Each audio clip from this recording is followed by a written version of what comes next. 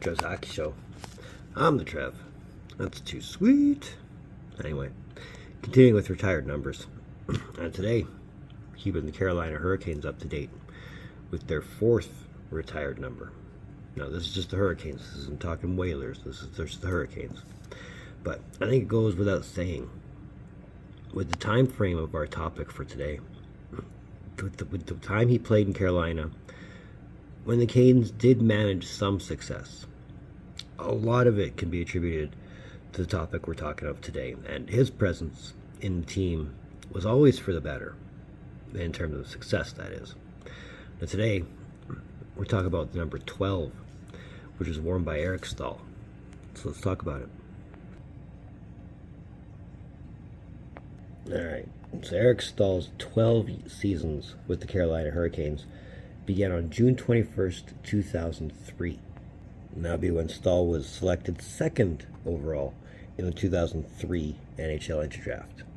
I know I've said this before, but the 2003 draft was no joke. I guarantee it.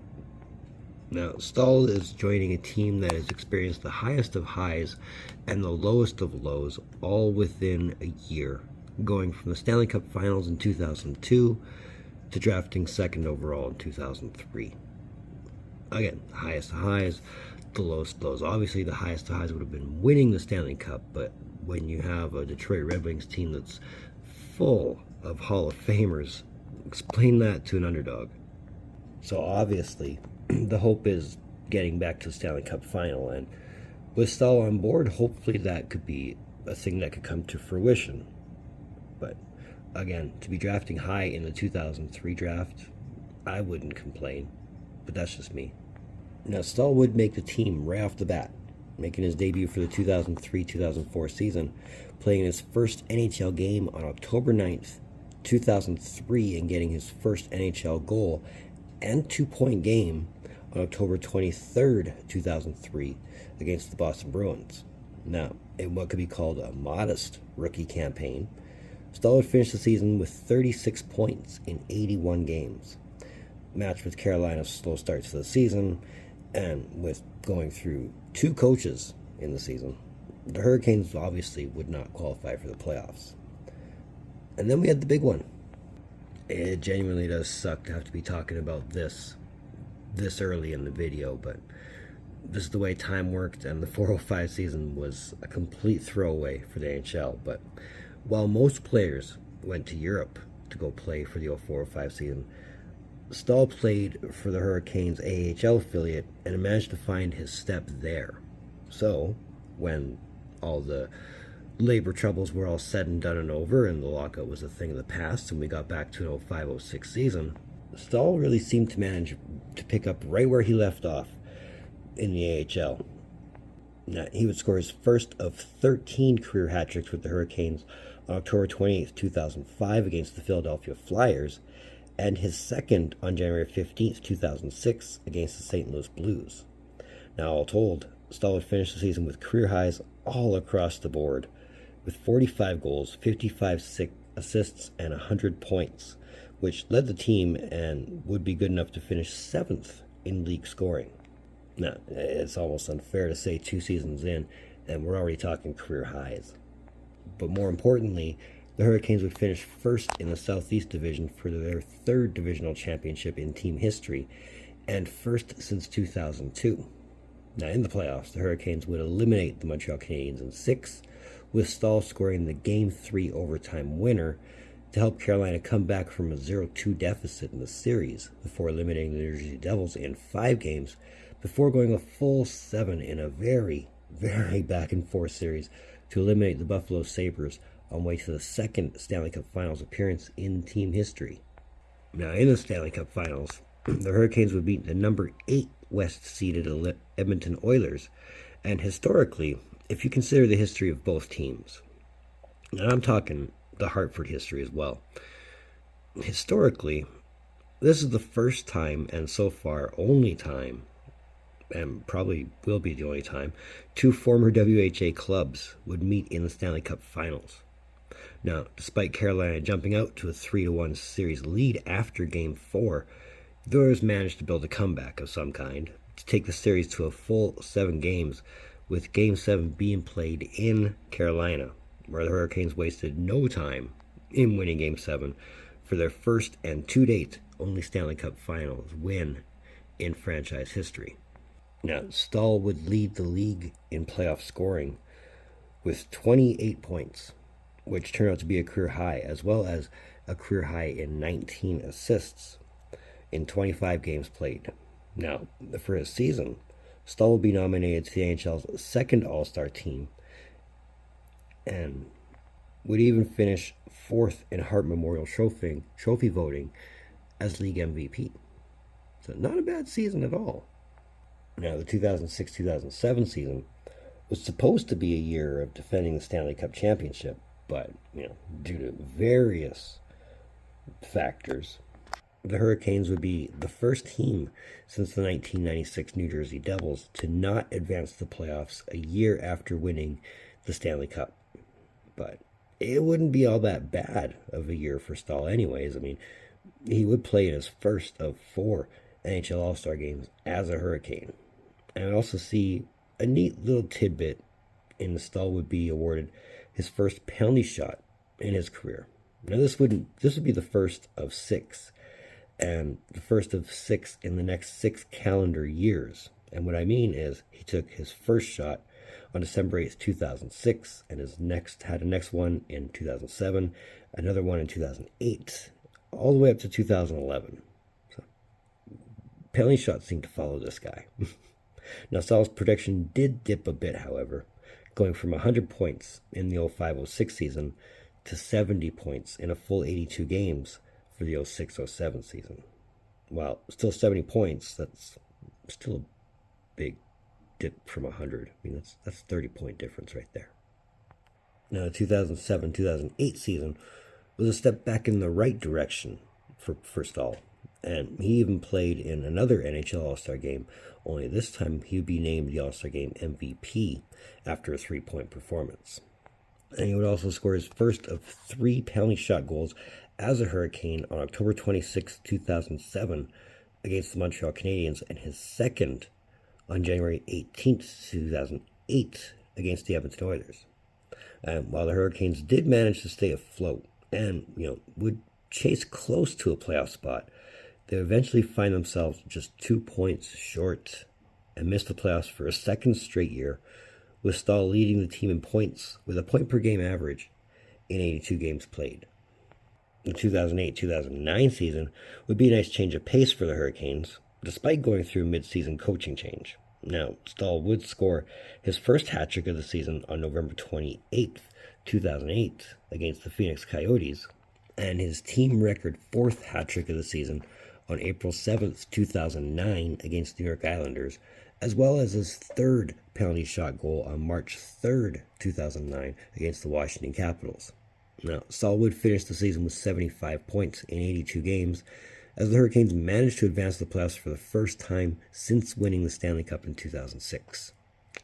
Now, in the playoffs, Staal would be instrumental in the Hurricanes' first-round success, leading the Shock at the Rock, scoring the series-winning Game 7 goal with 31.7 seconds left to meet the Boston Bruins, where Staal would set the team record in playoff points in a career, scoring point number 39 and a new record number 40 on May 8, 2009, on way to eliminating the Boston Bruins in 7 games, advancing to the conference finals, where there just is no way of containing the eventual Stanley Cup champion Pittsburgh Penguins, being heavily outscored in a 4-game sweep. Now, Staal would lead the team with 15 points, including a career-high 10 goals. Now, unfortunately, though, for context terms, this would be the last time Eric Staal would play in the playoffs as a member of the Carolina Hurricanes. Damn. Now, the 2009-2010 season would see Eric Staal and Rod Brind'Amour, who we've talked about here, swap letters on their jerseys, with Staal being named the Hurricanes' 5th captain since the team moved to Carolina. And this would be a position he would hold for the duration of his time in Carolina. Now, all told, Staal would go a point per game in 70 games played.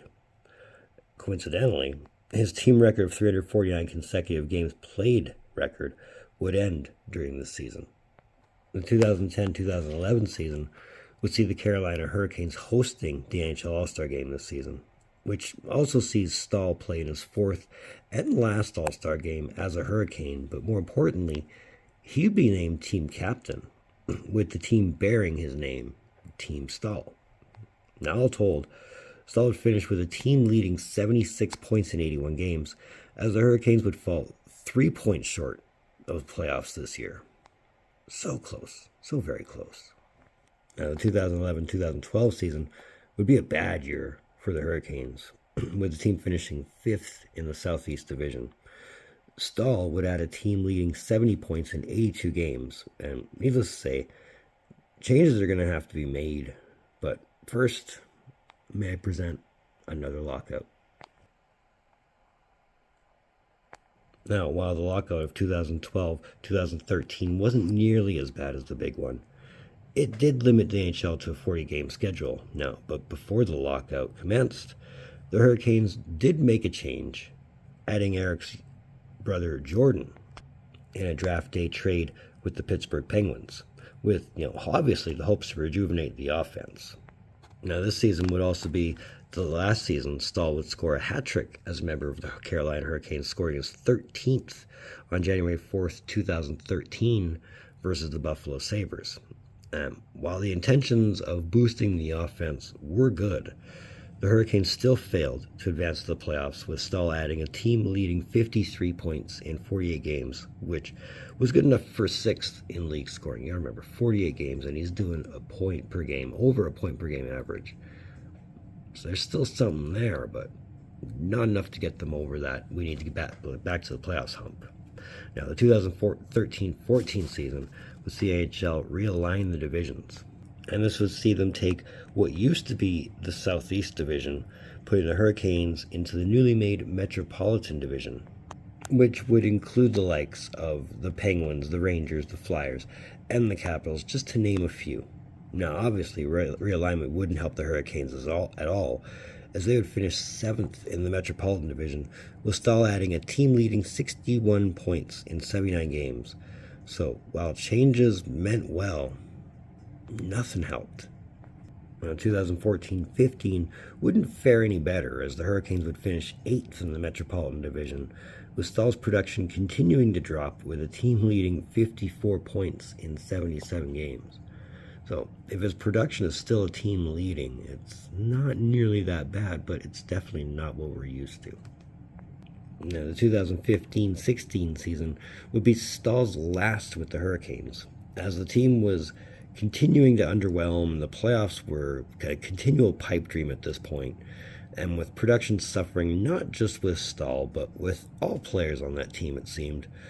The decision was made to trade Eric Staal to the New York Rangers on February 28, 2016 for Alexei Sorella and a second-round pick in the 2016 and 17 NHL entry draft, with Staal adding only 33 points in 63 games with the Hurricanes.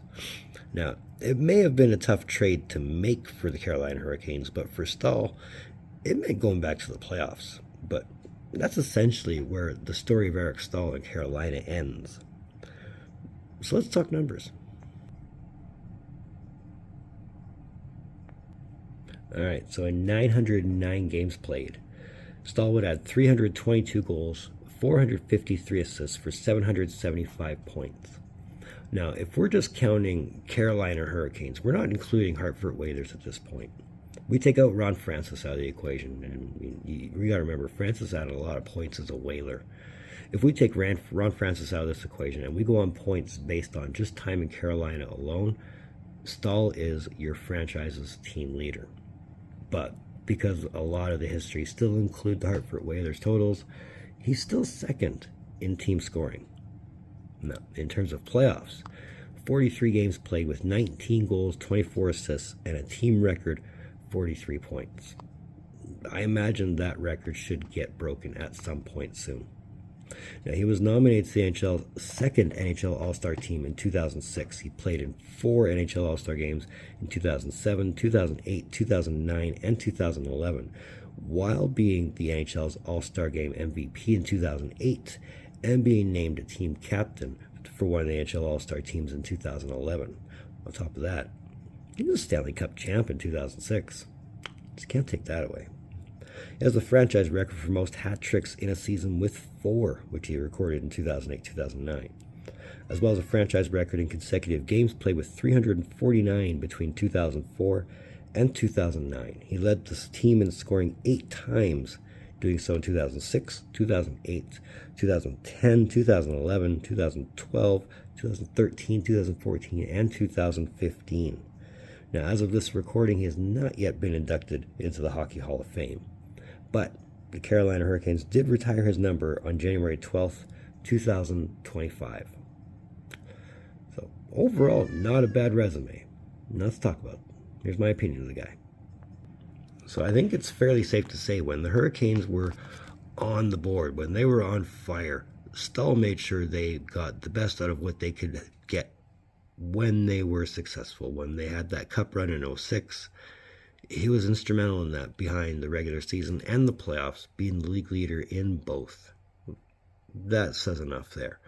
I mean, the fact that he was able to weather it out near the end there, when he was the captain of the team, and still managed to make them as competitive as they could be.